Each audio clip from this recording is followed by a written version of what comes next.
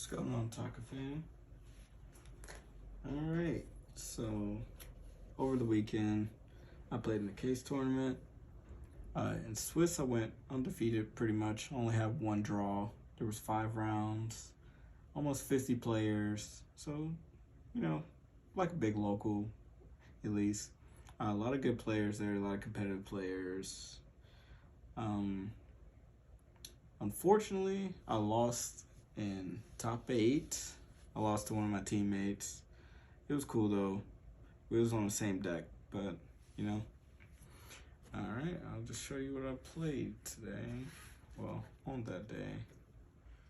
So I'm still on 3 of these and 3 of these. Nothing's changed. I don't think I'm gonna change that. Still the one Cartesia. Thinking about playing a second one. Albion still, and 2 Mercuriers. I kind of want to play 3 of these, just because I actually like drawing this card in tandem with other cards that I play. And now for my bestials, I'm playing a 2 Lubellion, and I cut Sarnier to 2 for the moment. It could be 3 again, but I feel like in my version, you only really just need Sarnier, pretty much. And worst case, he's a Fruit Foolish Burial for anything that you need. And for the edge imp stuff, just play the 2 edge imps. Still, thought about cutting them again. Not sure. They were really good. A lot of these cards went crazy this weekend. But for the spells, 3 opening and 3 fusion. These are the only ones you really want to play 3 of, in my opinion. And for the 1-ofs, more fusion cards, playing white and red. I kind of like that ratio still. Second red felt like it was cool to play, but I don't think it was necessary. Still up for testing though. And then still on these 2, still on the lost and regained. I think they're still important. Even without playing so many bestials, I think regain's just good. Just drawing you a card every turn on both players' turns is really good. And I'm still on 2 deployment. Kind of want to play a 3rd one as well, but I think 2's fine because I turbo through my whole deck, so I don't necessarily think I need to just open it, but I kind of want to see it a little bit more. And then the rest of the Frightful package, I'm still playing it. Like I said, I turbo through my deck, so I kind of want to just keep turboing through. And then I moved this to the main deck because I was expecting a lot of mirror matches. And it was either this or Eclipse in the main deck. I chose to go with this one because Eclipse was really good. It was still good against everything. I just preferred this because I can still just use my monsters to fuse anyway. If they do somehow ash me, I don't want to just end on Eclipse. And if they had a second ash, cool. They have a second ash and then they kill me anyway. I'd rather just have this and a monster to still fuse with so I can still try to play. And then this card went crazy. I'm telling you, I know a lot of people don't like it, but I'm in love with this card, especially in this deck. This card is really good. And to go with it, I played the 2 Allures as well. These 2 cards go dumb. They are so good in like helping you dig through your deck, drawing cards, seeing other things in your deck that you want to see, helping you draw into your side deck cards too, putting your resources back, plussing off some of the cards you banish. So I like them. I don't really have room to play 3 and 3 of each of them, but if anything, I would probably play a 3rd Allure, but that'll be it. And then I decided to put Banishment back in. So Banishment and Retribution, I still like this card a lot. But now there's a lot more Despia going around. This card definitely go dumb. It's really good. It's kind of like whoever has this or Super Poly and or both usually wins that matchup. Whoever sets it up first pretty much wins. And then for my extra deck, still in 2 Jade and 2 Albion. But here's something different. I decided to cut Lubellion back to 1. I just said, screw it. If Cash rips this card, that's fine. That means they're not ripping other cards in my extra deck. Still on Alba because still get deployment. You can get fusion. You can get whichever card you need. I play a Striking Dragon. I want to play a second one because this card is really good. Yeah, it could somewhat break the cash board, but not necessarily because you could miss out your search off the Mercury with this if they have the Arise Heart and the Shangra, because if obviously the Arise Heart would be 1, then you have to decide if you want to trigger the Mercury, which you're probably not going to because you want to try to bounce the Arise Heart.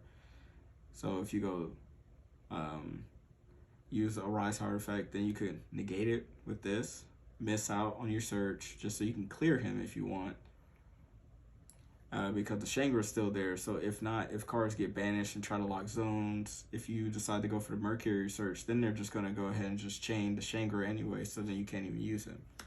I mean, you would be able to, you could just not use him and just wait, see if they do it.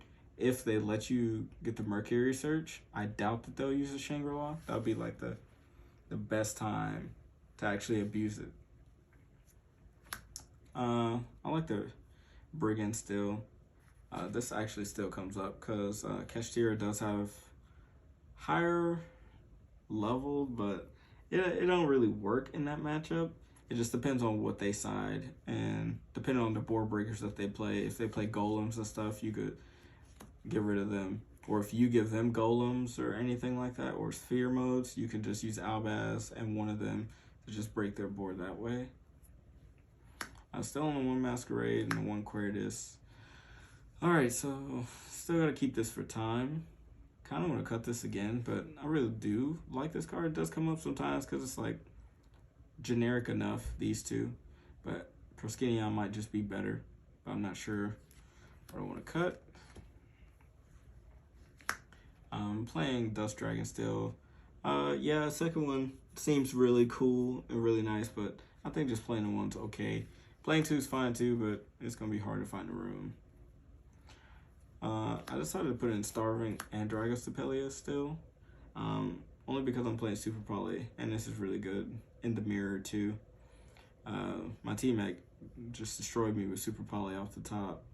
Both of the matches that we played. So it's one of those cards, man. And then Garura. Most times I don't even summon this, even though I play Super Poly. I usually send it off like the Dust Dragon just for the draws. Like I said, I want to turbo through my deck, so I just make sure I draw. And then Chimera. This card's still really good too. Try to force out a lot of back row. It's good against Labyrinth, which can definitely be a hard matchup. Depending if they have barrier or if they're able to loop it, then it's kind of almost unwinnable, if not unwinnable. But most times you can kind of like try to eat through their back row and then use Lubellion and put him back. So on their turn, again, you try to snipe some more back row so you can try to clear more cards. And then side deck, I decided to go with 2 Nib only because I wanted to make room for other things in my side deck. But since I draw a lot, I assumed statistically it'll be okay to play 2. Played 2 Ash, obviously, for the mirror match, and because of the next card that I play, which a lot of people say is bad, even though at the YCS, a lot of people is playing this too. So Crossout's really good because not just the mirror, depending on what you put in, you can cross out those things too. Like, obviously, it's mainly for this. We just want to stop the forehead. We just want to always be able to play. But the Crossout also goes good with the 2 Eclipse that I played too, because people will side this in against you, and yeah, you can still fuse with your stuff face down, but they kind of turn off a lot of your interruptions, which is cool. So then that means you got to rely on your back row to try to allow you to play, which can be bad. 1 Duster and 3 Evenly. So I wanted to put in Evenly and Duster. I wanted to have stuff for the trap matchups and everything, and even for the mirror match is really good. The only problem I'm seeing now with this in the mirror is a lot of people want to play Dragoon again. So they're trying to have an Omni Negate for a card like this. But that's alright. That's why we play Super Poly and stuff like that if we can. And then 2 Barrier. Barrier is mainly for going first. I just want another going first card. For the most part, I probably would have just played the 1 just for cross out. So if I get barriered, I just cross it out. But having 2 barriers in here, along with seeing multiple crossouts, not the worst thing, because at least for 2 turns, you know the barrier's not going to work. And worst case, you do go first, you can just flip this against Cash, call Exceeds, and the mirror, call Fusion. Even though, yes, Fusion can hurt you too, but if you play correctly, you should be okay. Because you can keep your board clear anyway to have cards like Banishment and stuff go off and then just leave it there, not even do anything they try to play or fuse, and you just call Fusion. Pretty much skips their turn, and the next turn you just OTK them. But yeah, there's a couple things that I want to change. Potentially, I gotta revisit the deck. There's a couple options that I've been seeing a lot of people play lately. It's because a lot of people are playing like Contact C and stuff like that, so I definitely consider the Spren because of that, which there's another way that you could play around it, but it's fine. But I was playing this like months ago when it actually became popular in a couple of the formats, and a lot of people didn't think it was really good, but I always thought it was good. But it gets better if you decide to play a kit, which I'm not sure if I want to do that or not. I doubt that. The second Striking Dragon, I think I'm just going to go ahead and find room and play it, and just make a decision. Same with the Pro Skinny. I'm probably just going to make that decision, probably just cut the Queritus for it or something. I'm not sure. There's a couple other cards that I considered. Like, I don't really like, I love this card itself, but I just, like I said, I'm just afraid to break on cards like this because whenever you're trying to go into a board, this is not the greatest. He's not very good going second. Like, this format at least. Because if you're going against Cash, what does this do?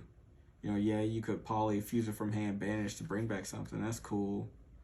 But the most merit you get out of this card is by using red, at least in my opinion. Even Banishment is not bad to bring this guy out. But like I said, I just kind of didn't want to brick. But yeah, I have some other honorable mentions, but it's probably for a different time. But I mainly wanted to play this too, again, because of Cartesia. I just kind of want to get into that card whenever I can. I want to try to see that card as fast as I can. And because I want to play a second Striking Dragon, I feel like it's going to come up to where it's like, okay, I'm going to always have access to Cartesia whenever I want it. And if I open cards like Mercarrier and stuff, I can just send the Mercarrier, search the Cartesia. So now I just have that in the grave automatically and have the Striking Dragon. So all you would need is like Albaz setup pretty much. But I hope you guys liked that. My tournament reports. Shout out to my team and all the people I test with and stuff. Hopefully you guys enjoyed the video. Let me know in the comments what you guys think. Like, comment, and subscribe. Peace.